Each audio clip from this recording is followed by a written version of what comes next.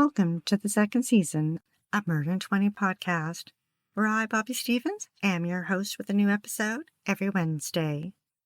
If you're a serious fan of true crime and love listening to podcasts, but don't want all that small talk, you've come to the right place. We get right to the facts. Murder in 20 episodes are concise and complete in 20 minutes. Less talk and more true crime. We're pausing new episodes for a short time and featuring some of our most intriguing past episodes while I spend time with a family member experiencing a serious health issue. We're grateful for your support, and we will be back with new episodes as soon as we can. Thanks for tuning in.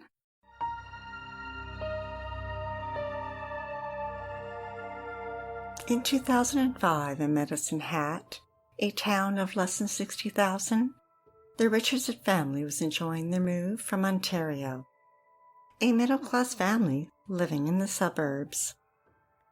Their 11-year-old daughter, who we'll call JR, attended Catholic school where she was an honor student. JR had long dark hair, a pretty white smile, and perfectly arched brows that framed her dark eyes. Many preteens and teenagers spread their wings as they discover who they are. In JR's case, she donned black clothes, encased her eyes with heavy black eyeliner, and painted her lips blood red. At only 12 years old, JR had embraced the goth lifestyle. Living nearby in a trailer with his mother, Jeremy Steinke had also gone through a transformation, from awkward teenager to a 23-year-old man. Gone was the sandy brown hair that curled around his neck, now shaved to a stubble. His once cheerful bright eyes, now ringed with black eyeliner, and he too embraced the goth lifestyle. Acquaintance at school described him as a good kid, someone who was generous and spent what money he had on gifts. Others would say that he had a troubled side and that he was manipulative.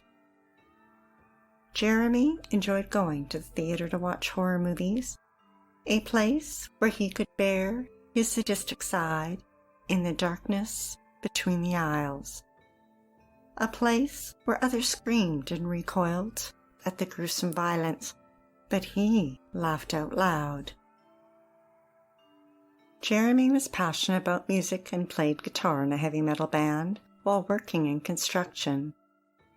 In the spring of 2007, he and his girlfriend broke up. He didn't take it well and spent weeks mourning the loss of their relationship.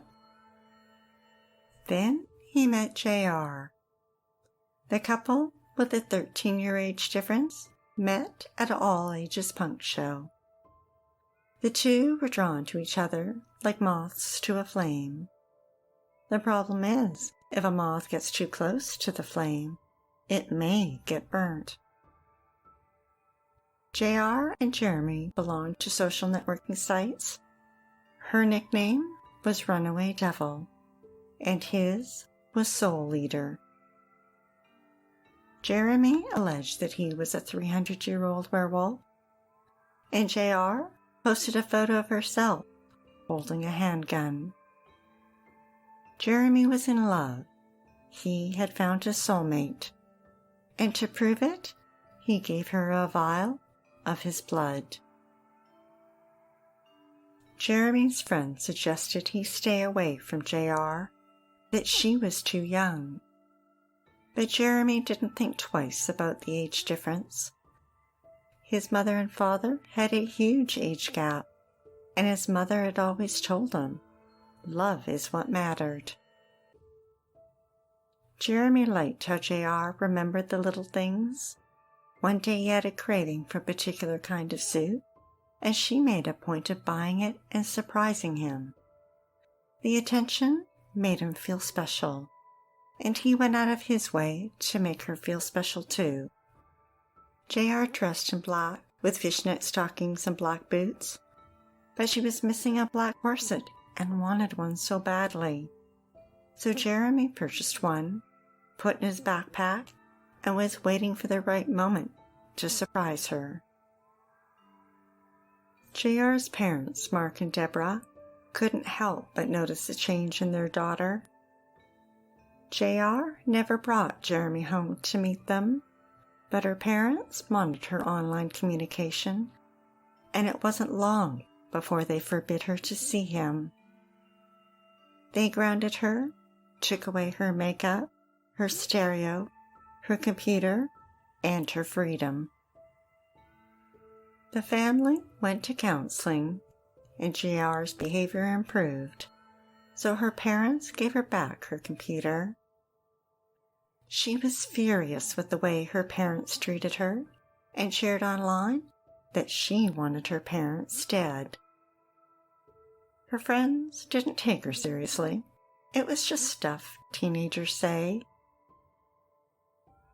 In March 2006, Runaway Devil sent a message to Soul Eater. I have this plan. It begins with me killing them and ends with me living with you. Jeremy responded with, well, I love your plan, but we need to get a little more creative with details and stuff.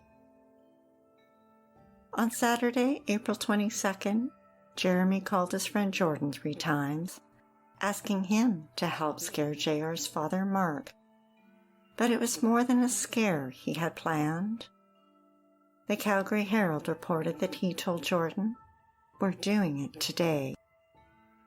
Jordan didn't know what he was talking about and asked him, you're doing what? Jeremy replied, we're going to kill them today. Jordan turned him down, saying he wasn't a killer. Besides, he thought Jeremy was just blowing off steam and didn't take him seriously. That evening at the Richardson family home, Mark had parked his new white truck in the driveway. The evening weather was perfect for a family barbecue. The next-door neighbor's son was a friend of Tyler's and joined them. At around 8 p.m., Jeremy showed up at Jordan's home to pick him up, but he refused to go. Angry, Jeremy slammed the door and stormed off. Later, Jeremy phoned Jordan and threatened him, telling him that if he ever told the police, he would kill him, and Jordan believed him. Jeremy's favorite movie was Natural Born Killers, a love story between a couple who became serial killers. That night, he got together with friends to watch the movie. One of his friends noticed him in the kitchen, pacing back and forth, and overheard him on the phone saying, I don't want to do this. Are you sure you want to do this? Sitting back down, he slammed a flat of 24 beer. He compared the movie to the plan he and JR had, and commented that in the movie, the young brother was spared, but that's where they would be different. JR was going to kill her brother. The friends tried to talk Jeremy out of it, but he wouldn't hear it. He said they didn't understand that he'd found someone to be with who was crazy, just like himself. He downed a bottle of wine and later some cocaine. After a relaxing evening, the Richardson family went to bed. Afterwards, JR phoned Jeremy and told him to come over. Still high and drunk, he was wearing a black hoodie and carrying a knife when he climbed through the basement window. He tiptoed up the stairs. The treads creaked beneath him. JR's mom, Deborah, got up to go to the washroom and heard something. She began walking down the stairs when she spotted Jeremy and screamed at the top of her lungs. Mark heard her and instantly jumped out of bed and went running down the stairs. A screwdriver gripped in his hand. Now it was Jeremy's turn to scream. Mark swung the screwdriver and just missed him. Mark tackled him to the ground and managed to stab him twice. But then Jeremy overpowered him and wrestled the screwdriver away. Mark grabbed at his face and shoved his thumbs deep into his eyes. The men grappled. Mark fought with everything he had. Laying on the floor, he looked up at Jeremy standing above him and asked him why. He responded, "Because it's how you treated your daughter, and she wants it this way." Jeremy stabbed him 24 times, then left the knife with its blade buckled and its tip bent, laying next to him. Mark was 42. Then in a frenzy, he stabbed Deborah. She fell to the floor, frozen. He continued the attack. After 12 stab wounds, he stopped. Deborah died at 48. Jeremy walked upstairs. JR was in her young brother's room. As Jeremy stood and watched, she tried to strangle Tyler, then stabbed him twice in the face and twice in the chest, then slit his throat. Blood soaked his bed and covered the walls, the ceiling, his toys. Little Tyler was 8. Then JR asked Jeremy to wait 15 minutes. He went outside to get some fresh air, then panicked and took off running, and didn't stop until he was home. JR took a cab and showed up at his place. The couple went to a friend's house, acted normal, except for Jeremy's noticeable, swollen left eye. They sat on the couch, laughing and kissing, and told others about the murders. CBC News reported that Jeremy asked his friend Casey Lancaster to drive his gray Dodge truck somewhere, park it, and clean it. She didn't know why, and she didn't ask. Casey drove it behind a building into some thick bushes, then cleaned the stain on the seat the best she could. She noticed a folding knife and was worried it might get stolen and took it with her. Back at the house, a friend of Casey's had decided to run away from home, so Casey agreed to drive her and another friend to nearby Leader in Saskatchewan, a 2-hour drive away. Jeremy and JR asked if they could go along. All 5 of them piled into Casey's green Mazda truck. When they arrived in Leader, her truck was on empty and the gas stations were closed. They parked in a field and crashed for the night. The next morning, they drove to the gas station and Casey went inside. Jeremy noticed she seemed to be gone for a long time. One of them bought a newspaper. The Richardson family murders were on the front page.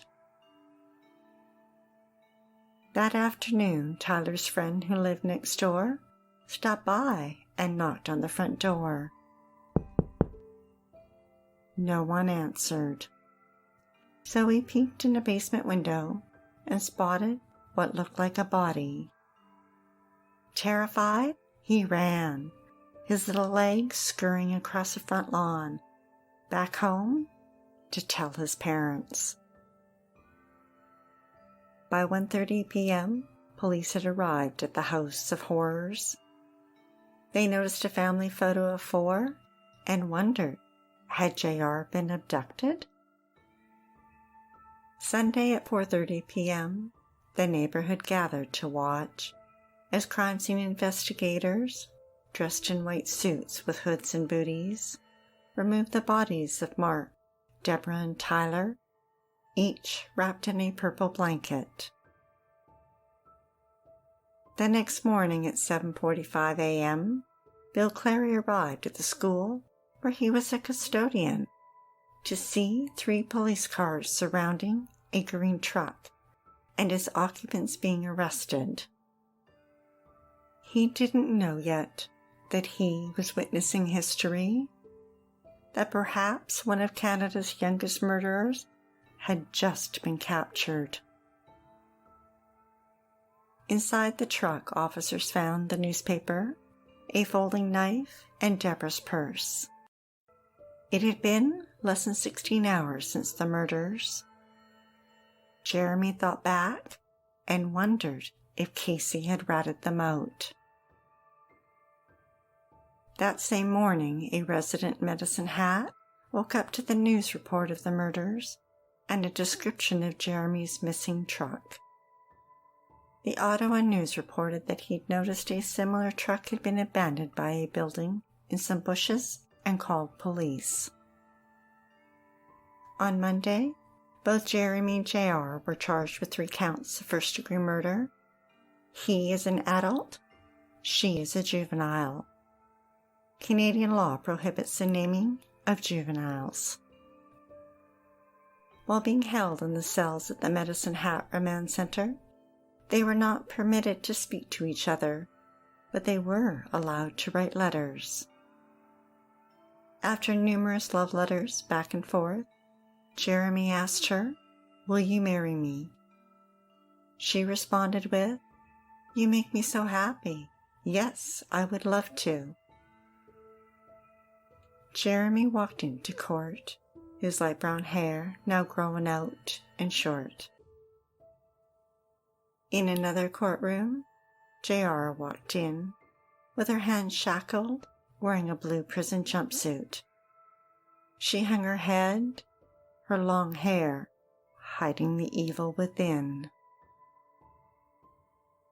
Casey was also charged for being an accessory after the fact. In early May, Jeremy was loaded into a van headed for Calgary. An undercover officer was placed in the van with him, a buddy for the ride. Transcripts of Jeremy's conversation with the undercover officer revealed that soon Jeremy was sharing details.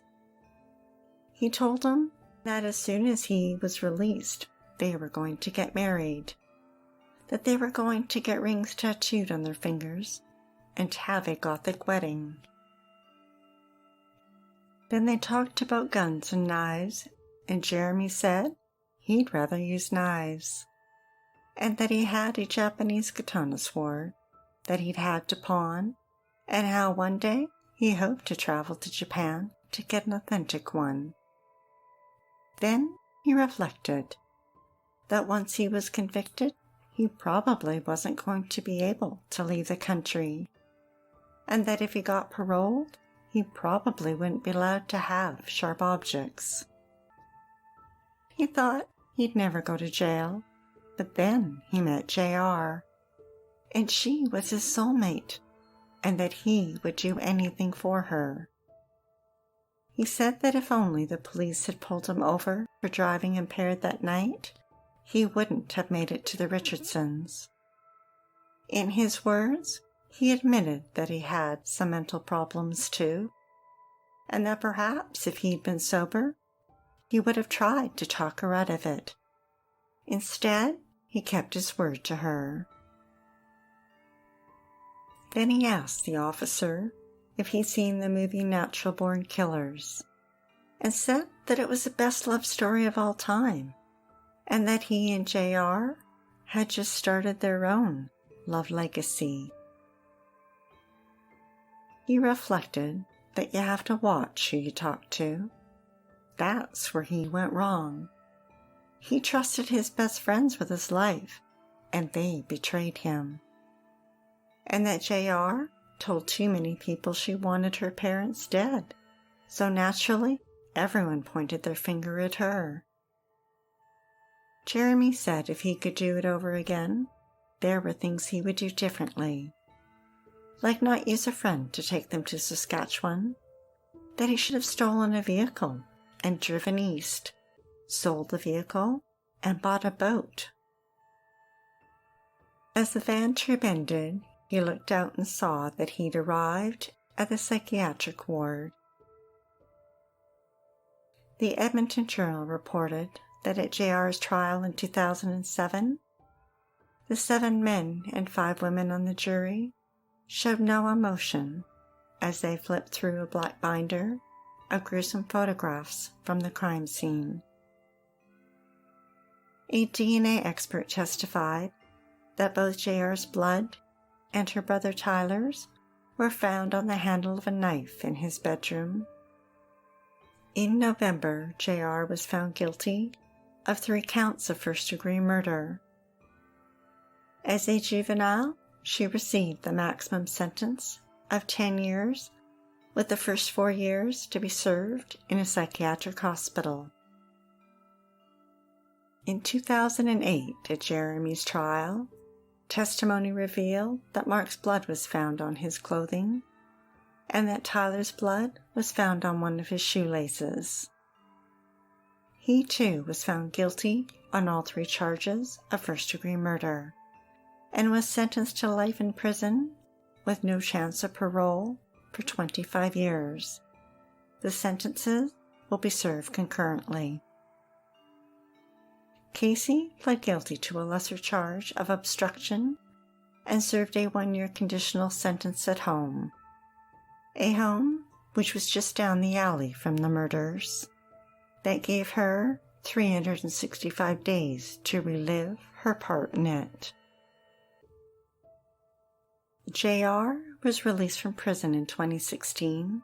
Her whereabouts are unknown. In the van with the undercover officer, Jeremy said, "As soon as she gets released, she's going to come visit me. And she's going to be there for me when I get released." Society can only hope that that never happens.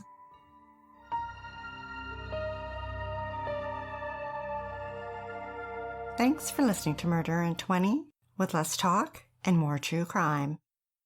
If you're dying to hear more, past episodes of Murder in 20 are available for free at murderin20.com and on all major podcast platforms.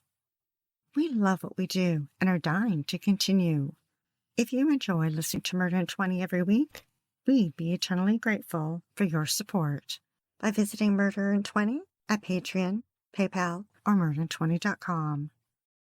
We'd like to acknowledge Purple Planet for use of their music, sound effects from Vaseline Studios and Quick Sounds, and our many editorial sources who are listed on our website. Be sure to like, share, and follow us to learn about upcoming episodes every Wednesday. Stay safe, sleep with the lights on, and don't play with strangers.